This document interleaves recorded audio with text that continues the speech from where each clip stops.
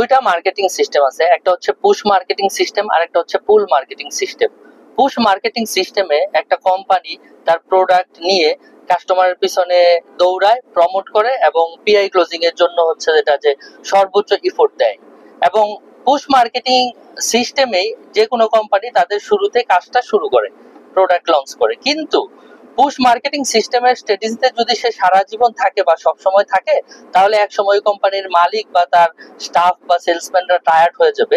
মানে ধীরে ধীরে এটাকে পুল মার্কেটিং স্ট্র্যাটেজিতে নিয়ে আসতে হবে। আই মিন পুশ মার্কেটিং এর সময় এমন একটা কোয়ালিটি দিতে হবে যেন কাস্টমার রিসেলিং এর জন্য আবার আসে, অথবা এমন একটা সার্ভিস দিতে হবে যেন ওই সার্ভিসের জন্য কাস্টমার আবার আসে, অথবা প্রাইস লেভেলটা এমন থাকতে হবে যে সেই প্রাইস লেভেলের জন্য কাস্টমার আবার আসে। মানে পুল মার্কেটিং সিস্টেম হচ্ছে কাস্টমারের পিছে ঘুরতে হবে না, কাস্টমারই তাকে খুঁজে নিবে এবং ডেকে এনে আবার অর্ডার দিবে।